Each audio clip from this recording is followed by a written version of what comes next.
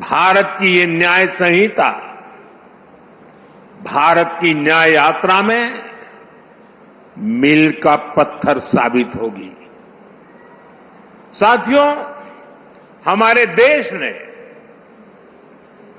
1947 में आजादी हासिल की थी।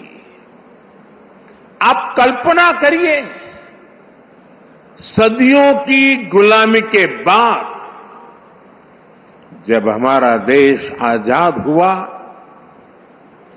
पीढ़ियों के इंतजार के बाद, लक्षावधि लोगों के बलिदानों के बाद जब आजादी की सुबह आई, तब कैसे कैसे सपने थे, देश में कितना उत्साह था। देशवासियों ने भी सोचा था अंग्रेज गए हैं तो अंग्रेजी कानूनों से भी मुक्ति मिलेगी। अंग्रेजों के अत्याचार का, उनके शोषण का जरिया ये कानून ही तो थे।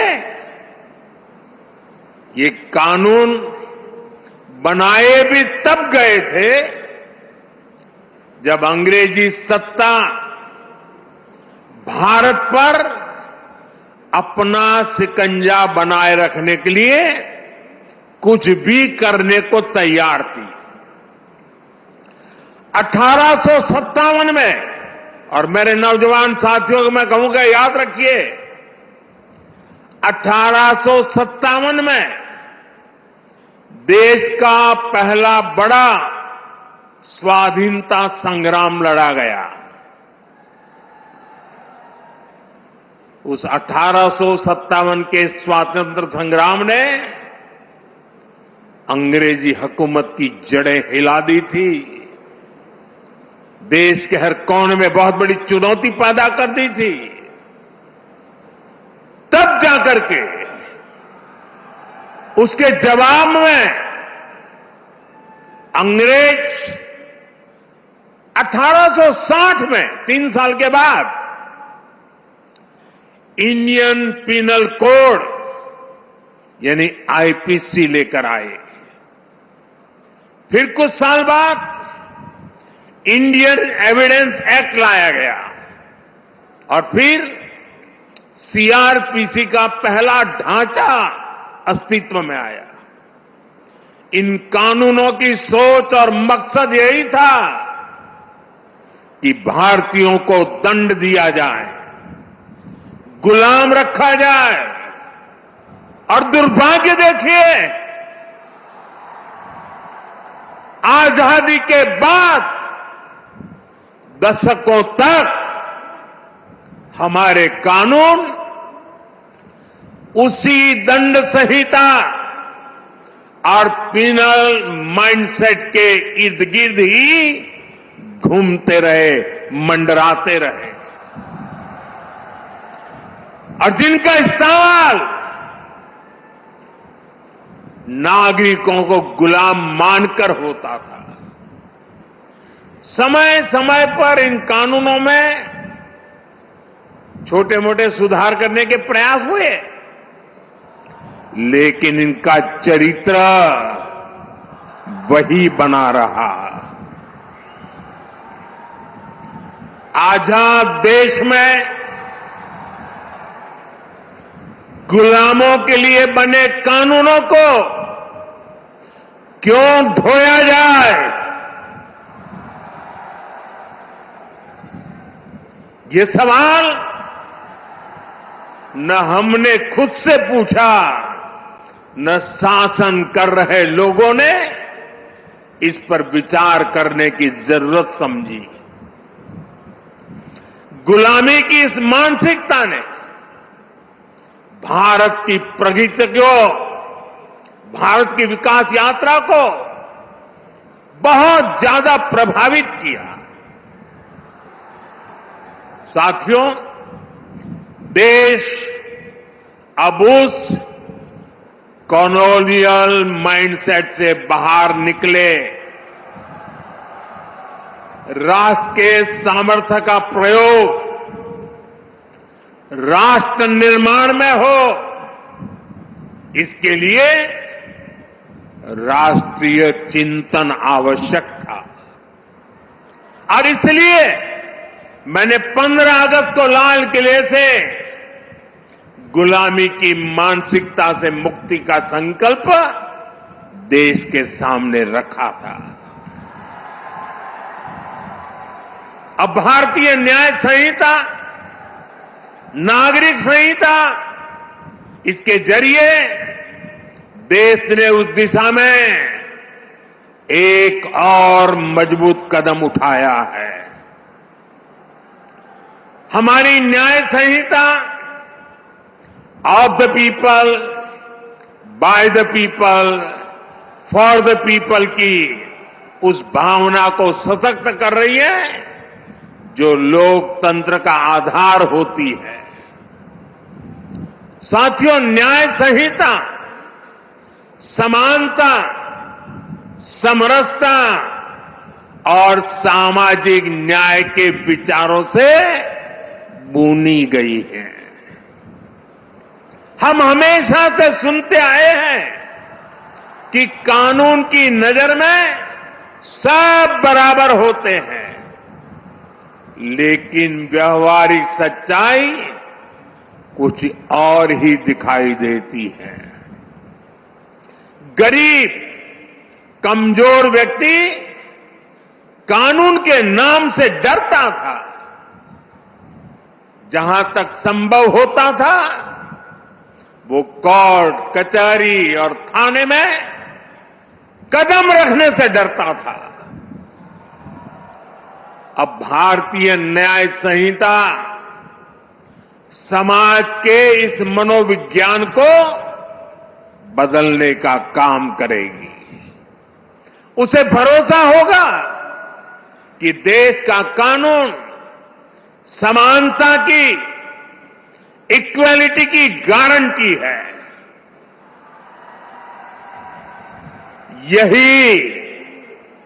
यही सच्चा सामाजिक न्याय है, जिसका भरोसा हमारे संविधान में दिलाया गया है। साथियों, भारतीय न्याय संहिता, भारतीय नागरिक सुरक्षा संहिता हर पीड़ित के प्रति संवेदनशीलता से परिपूर्ण है। देश के नागरिकों को इसकी बारीकियों का पता चलना ये भी उतना ही आवश्यक है।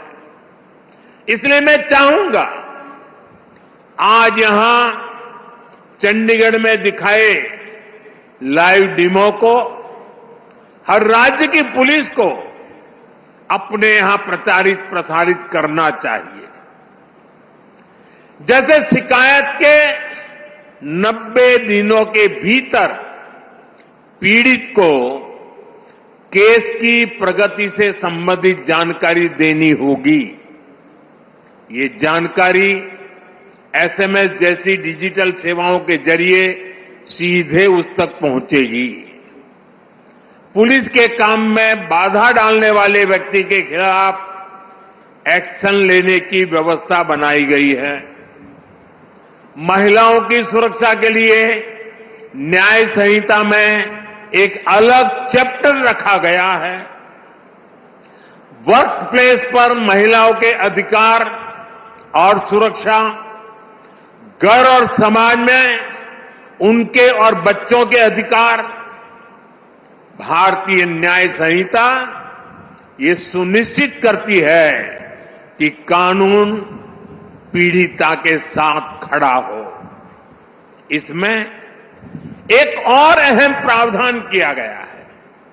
अब महिलाओं के खिलाफ बलात्कार जैसे घृणित अपराधों में पहली हियरिंग से 60 दिन के भीतर चार्ज फ्रेम करने ही होंगे। सुनवाई पूरी होने के 45 दिनों के भीतर फैसला भी सुनाया जाना अनिवार्य कर दिया गया है। ये भी तय किया गया है कि किसी केस में 2 बार से अधिक स्थगन एडजर्नमेंट नहीं लिया जा सकेगा। साथियों, भारतीय न्याय संहिता का मूल मंत्र है सिटीजन फर्स्ट। ये कानून नागरिक अधिकारों के प्रोटेक्टर बन रहे हैं, ईज ऑफ जस्टिस का आधार बन रहे हैं। पहले एफआईआर करवाना भी कितना मुश्किल होता था, लेकिन अब जीरो एफआईआर को भी कानूनी रूप दे दिया गया है। अब उसे कहीं से भी केस दर्ज कराने की सहूलियत मिली है। एफआईआर की कॉपी पीड़ित को दी जाए, उसे ये अधिकार दिया गया है। अब आरोपी के ऊपर कोई केस अगर हटाना भी है तो तभी हटेगा जब पीड़ित की सहमति होगी। अब पुलिस किसी भी व्यक्ति को अपनी मर्जी से हिरासत में नहीं ले सकेगी। उसके परिजनों को सूचित करना, ये भी न्याय संहिता में अनिवार्य कर दिया गया है। भारतीय न्याय संहिता का एक और पक्ष है उसकी मानवीयता, उसकी संवेदनशीलता। अब आरोपी को बिना सजा बहुत लंबे समय तक जेल में नहीं रखा जा सकता। अब 3 वर्ष से कम सजा वाले अपराध के मामले में गिरफ्तारी भी हायर अथॉरिटी की सहमति से ही हो सकती है। छोटे अपराधों के लिए अनिवार्य जमानत का प्रावधान भी किया गया है। साधारण अपराधों में सजा की जगह कम्युनिटी सर्विस का विकल्प भी रखा गया है। ये आरोपी को समाज हित में सकारात्मक दिशा में आगे बढ़ने के नए अवसर देगा। फर्स्ट टाइम ऑफेंडर्स के लिए भी न्याय संहिता बहुत संवेदनशील है। देश के लोगों को ये जानकर भी खुशी होगी कि भारतीय न्याय संहिता के लागू होने के बाद जेलों से ऐसे हजारों कैदियों को छोड़ा गया है जो पुराने कानूनों की वजह से जेलों में बंद थे। आप कल्पना कर सकते हैं, एक नई व्यवस्था, नया कानून नागरिक अधिकारों के सशक्तिकरण को कितनी ऊंचाई दे सकता है। साथियों, न्याय की पहली कसौटी है समय से न्याय मिलना।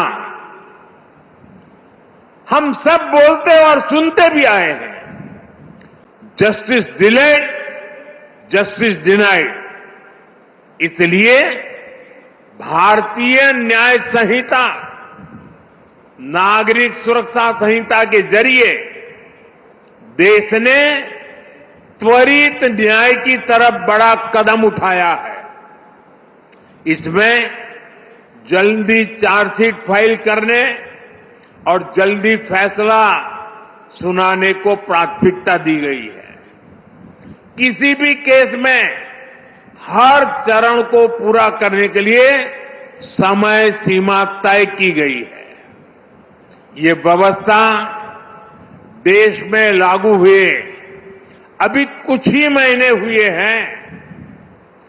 इसे परिपक्व होने के लिए अभी समय चाहिए, लेकिन इतने कम अंतराल में ही जो बदलाव हमें दिख रहे हैं, देश के अलग अलग हिस्सों से जो जानकारियां मिल रही हैं, वे वाकई बहुत संतोष देने वाली है, उत्साहजनक है। आप लोग तो यहां भली बात ही जानते हैं, हमारे इस चंडीगढ़ में ही व्हीकल की चोरी करने के एक केस में एफआईआर होने के बाद आरोपी को सिर्फ 2 महीने 11 दिन में अदालत ने सजा सुना दी, उसको सजा मिल गई।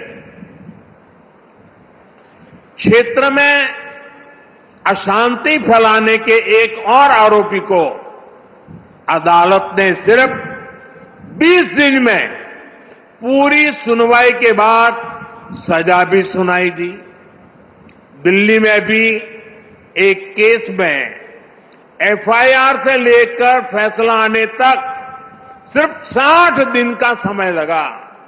आरोपी को 20 साल की सजा सुनाई गई। बिहार के छपरा में भी एक मर्डर केस में एफआईआर से लेकर फैसला आने तक सिर्फ 14 दिन लगे और आरोपियों को उम्र कैद की सजा हो गई। ये फैसले दिखाते हैं कि भारतीय न्याय संहिता की ताकत क्या है, उसका प्रभाव क्या है।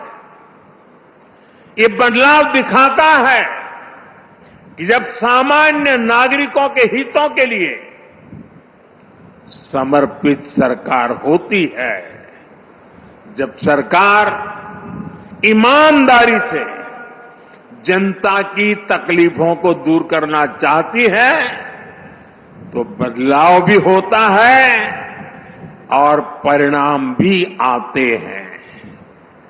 मैं चाहूंगा कि देश में इन फैसलों की ज्यादा से ज्यादा चर्चा हो, ताकि हर भारतीय को पता चले कि न्याय के लिए उसकी शक्ति कितनी बढ़ गई है।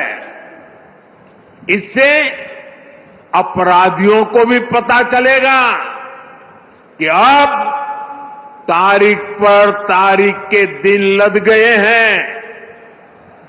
साथियों, नियम और क्या कानून तभी प्रभावी रहते हैं जब समय के मुताबिक प्रासंगिक हो।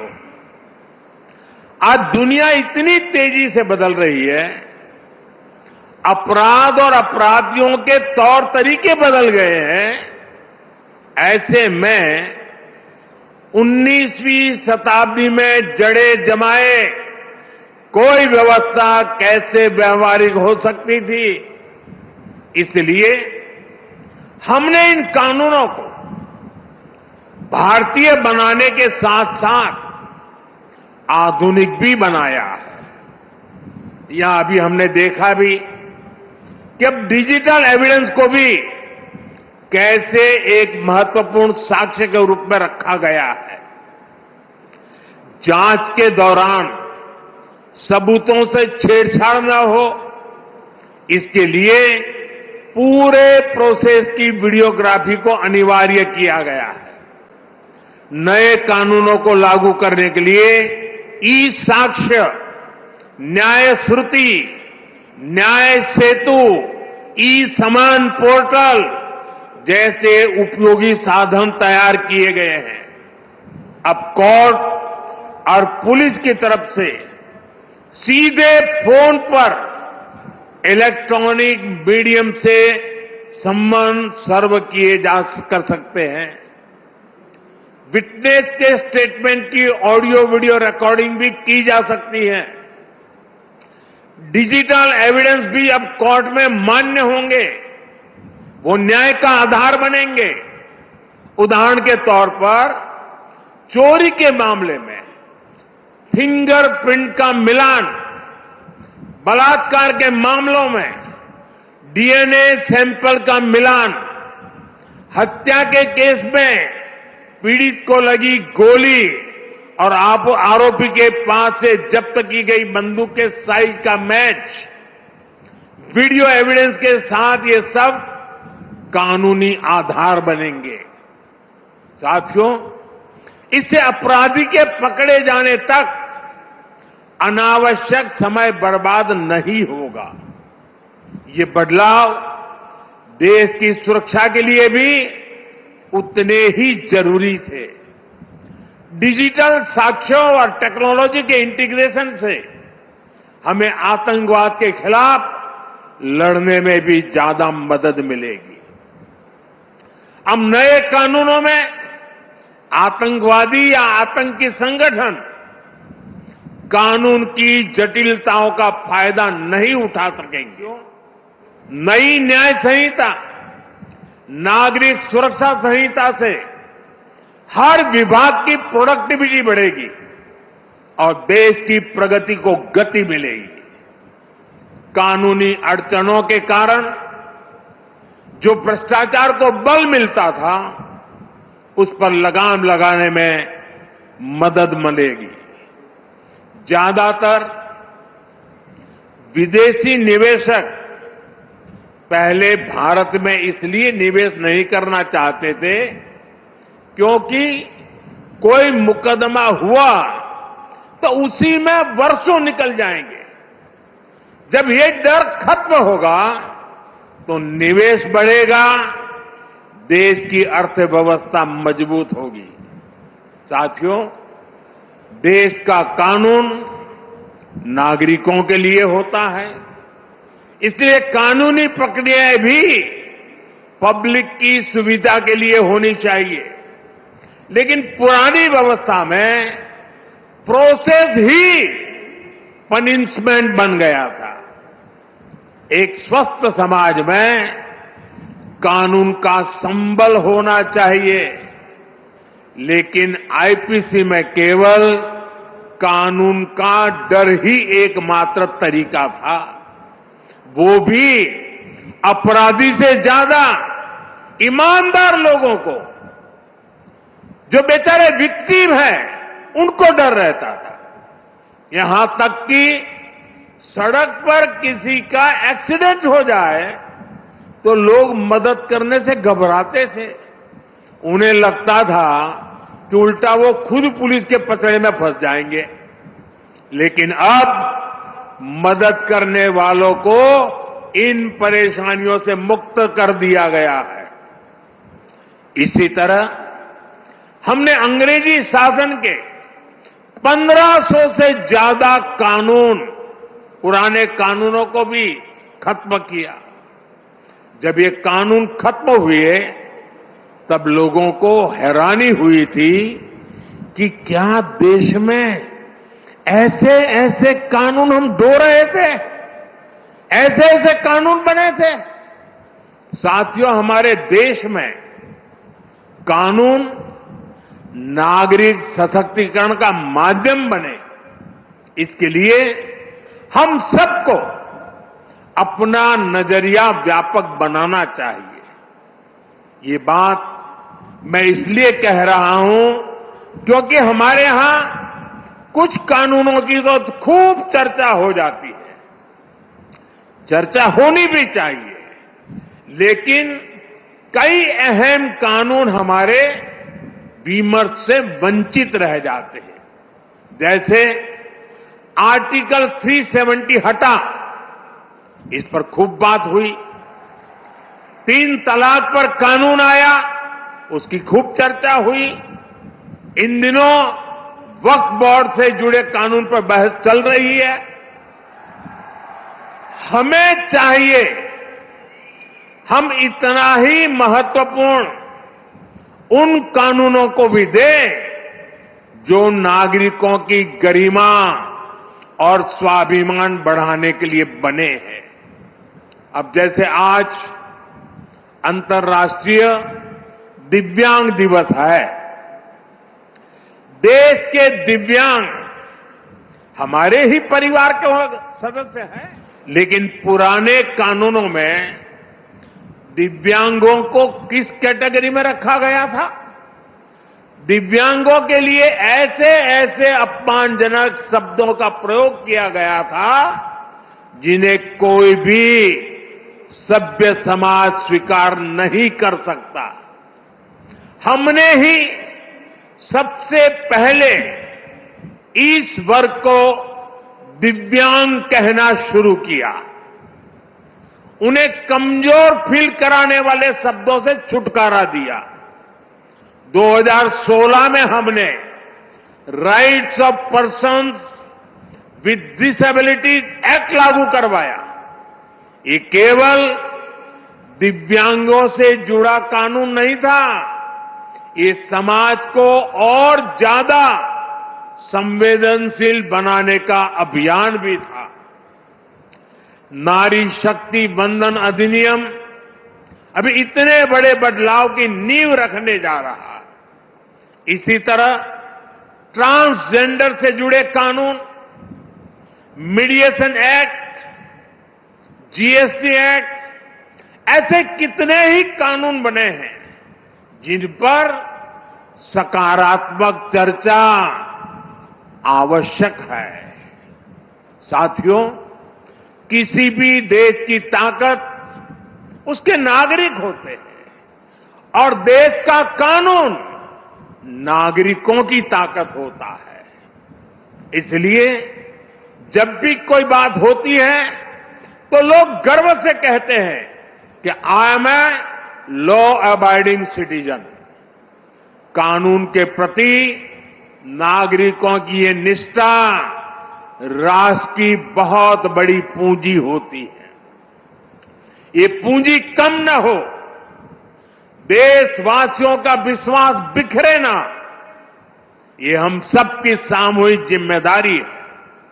इसलिए मैं चाहता हूं कि हर विभाग, हर एजेंसी, हर अधिकारी और हर पुलिसकर्मी नए प्रावधानों को जाने, उनकी भावना को समझे।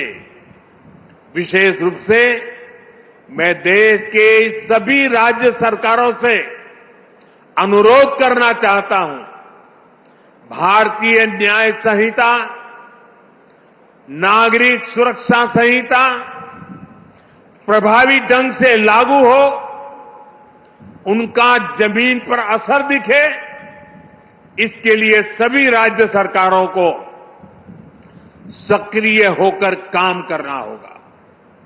और मेरा फिर कहना है, नागरिकों को अपने इन अधिकारों की ज्यादा से ज्यादा जानकारी होनी चाहिए। हमें मिलकर इसके लिए प्रयास करना है, क्योंकि ये जितना प्रभावी तरीके से लागू होंगे, हम देश को उतना ही बेहतर भविष्य दे पाएंगे। ये भविष्य आपके भी और आपके बच्चों का भी जीवन तय करने वाला है, आपके सर्विस सेटिस्फैक्शन को तय करने वाला है। मुझे विश्वास है हम सब मिलकर इस दिशा में काम करेंगे, राष्ट्र निर्माण में अपनी भूमिका बढ़ाएंगे। आरबीटी न्यूज चैनल पर सबसे पहले वीडियो पाने के लिए चैनल को लाइक, सब्सक्राइब करना ना भूलें